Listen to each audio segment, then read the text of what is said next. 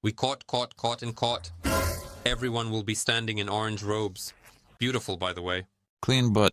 Clean, yes, yes, yes, yes, yes. With their heads down, and technically, they will never be released. The next stage is deportation. This is when an agreement could not be reached, and the moment of Che arrives. Yes. I understand that a ticket is purchased for deportation, right? Yes. Who buys it? So by law, or as it actually is.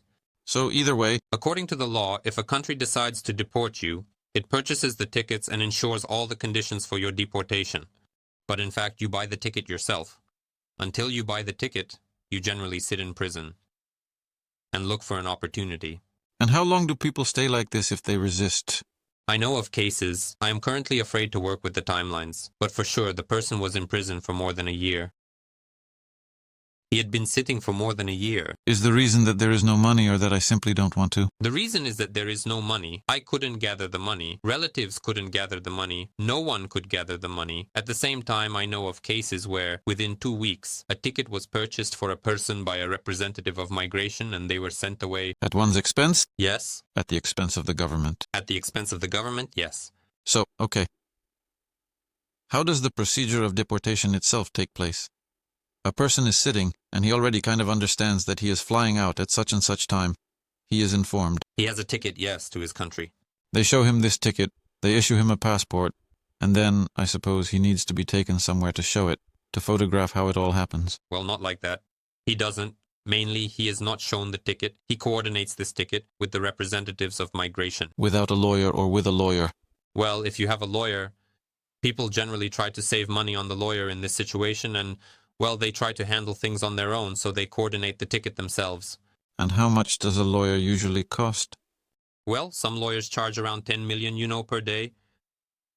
Overall, I think a lawyer will likely take about 10-20 million for the entire case, something like that.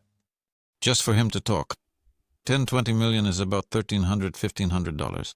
Well, it's not just the lawyer who will take that money from you. Let's say you hire a lawyer, he will take 10-20 million. If you take your visa agent, he will also take 10 to 20 million. It will just be included in the total amount of the deal. It's like this story, You paid $10,000, and how much of that goes to whom, you will never really know. And if a person doesn't want to pay, they just resist, and then they talk it out. Yes, he is stubborn, talking to himself and coordinating this ticket all by himself. How he buy the ticket? Do they give him a phone? Yes, he is given a phone. He makes calls, for example. If he technically cannot buy a ticket, he calls his relatives, his wife here, I don't know, his husband, and asks for help. Typically, this help is provided within about 1 day.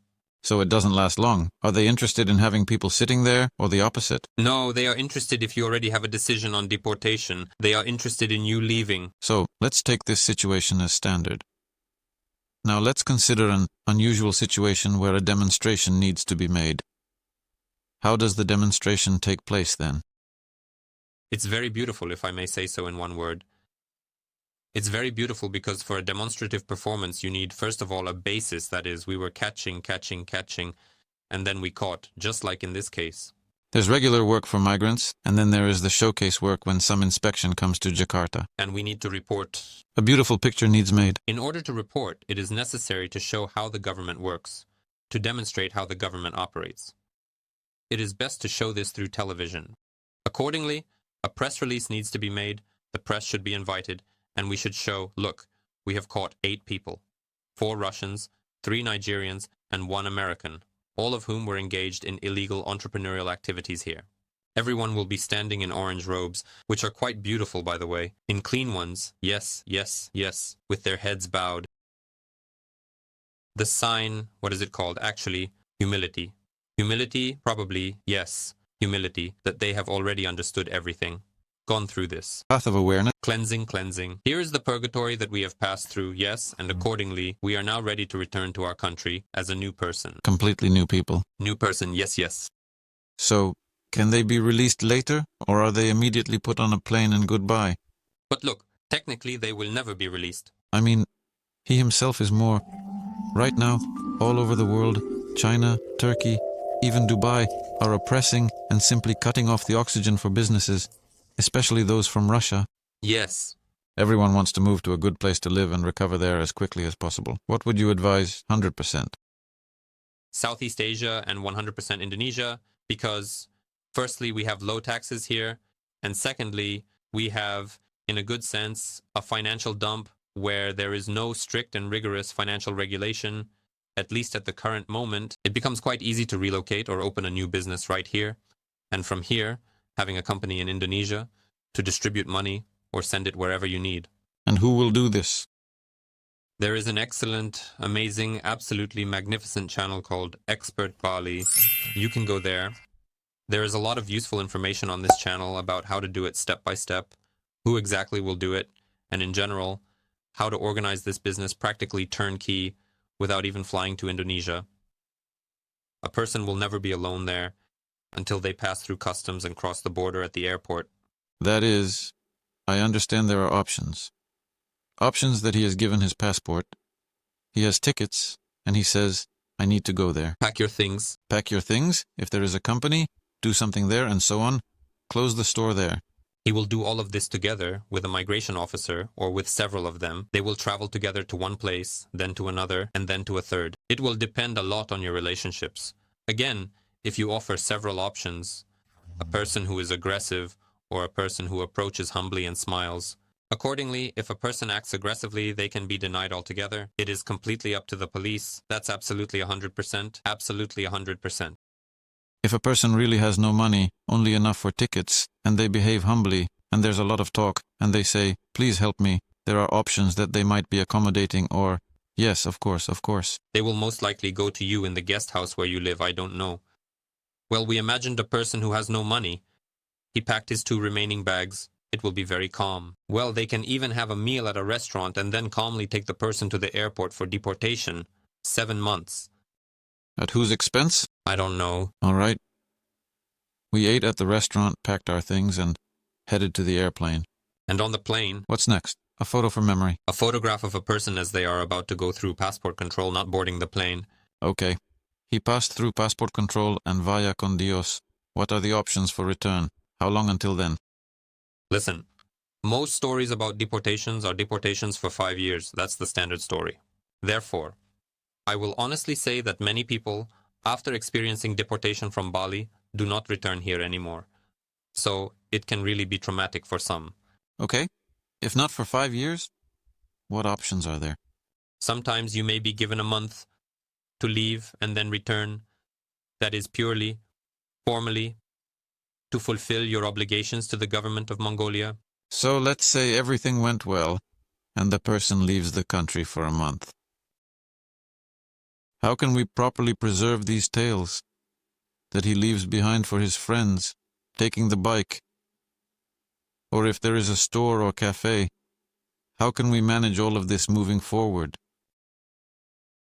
Well, it's quite difficult because there are stories, a significant number of stories, where a person was deported due to behaving very uncivilly, and then they struggled greatly to at least withdraw something from here, some money from their account. There was even a case of accounts being blocked. That is, if a person has a villa they are renting out, the contract for it starts to become somewhat unclear. Well, no, it mostly depends on how you left Indonesia. If you don't return for 5 years, then the villa essentially starts to fade away. Yes. If you are coming back there in a month, well, it's great if you have people or trusted individuals with whom you can make arrangements, explain the situation to them, tell them when you will return, and so on. Can a power of attorney be granted while in prison to represent someone's interest to another person? I think, technically, you can do it. The only thing is that without a lawyer, you are unlikely to be granted that right, and in general, explaining it is quite technically complicated. And beyond? Outside of Indonesia? Listen, yes, some deals involve issuing a power of attorney in another country. There, the apostilled power of attorney in the form of a notary, I don't know, is sent here, and a lot can be done. So it's not a critical situation. It's not critical, but let's say that selling a company from abroad will be very difficult, for example, because, as a rule, notaries want to see all the founders in person.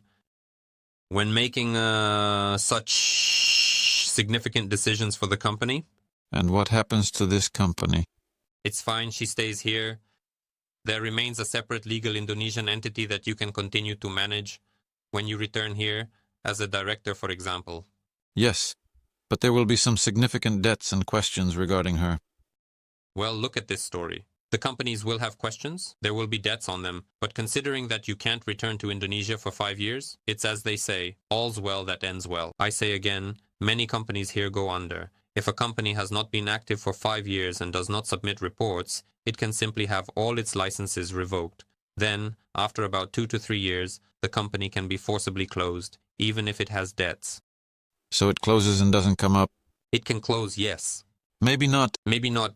It doesn't depend on us. And can we close it remotely?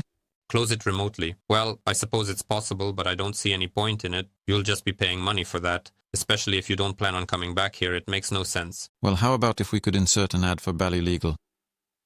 Here, which not only remotely opens everything, but also closes companies. Well, we could insert an ad for Bali Legal here, but the closure of the company is not as simple a process as it seems. In other words, it is better and easier to close it from here. Again, you can hire someone there to be the liquidator of the company, but usually you need to go to a notary and sign a power of attorney, for example. So, let's say a very cunning person got caught, who went back to their country and there. I made another passport, changed one letter. So can he fly in here? Of course. But right now, fingerprints are quite an active topic, especially here in Indonesia, in Thailand, and in other places in Southeast Asia.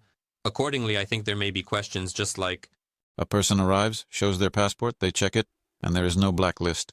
yes, Can he be removed from this blacklist? as far as I know they can, but the process is very complicated and many just take the money and never actually remove it. And there's no way to check. Moreover, any officer will tell you that no blacklist exists. Great. You have been removed from the existing blacklist. Look, when I talk to visa agents, I say, listen, can we check the blue status, red status, yellow status? There are different statuses. She says, are you out of your mind? How can we check that? I say, I don't know, maybe some website or internal system. She replies, there are no such statuses. It's just something they mark for themselves, and that's it. Checking this, well, it's like giving access to a private Google file, something like that. But how can you celebrate something in your migration and then have others see it? Well, that's the thing. There is officially no such blacklist. That is, there is no official blacklist. Yes. This is an internal story within each country. Some countries, as far as I understand, yes, some countries exchange this information, while others do not. Now, many countries are coming to the conclusion that this should be an international issue. That is, if you have a deportation from here, then Thailand and Malaysia should know that you have a deportation from here. This man arrived on his bike, on his means of transport to migration, yes, to the migration place. What happens to this means of transport? He will most likely return home to collect his things, and as for the rest, it will stay here. He won't have time to do anything with it, neither to sell it nor to manage it in any way, or just conditionally give it to a friend saying, well, let it stay with you for now. If this bike is company-owned, again, there may be questions related to the sale. Again, from abroad he can create some kind of power of attorney and possibly sell it. But everything will depend on whether there is a notary who will agree to accept such a power of attorney or not. There are quite a few complexities in Indonesia, and much depends on the human factor. Additionally, a lot depends on how friendly a person is when interacting with migration officials, because they may simply not allow you to do anything at all.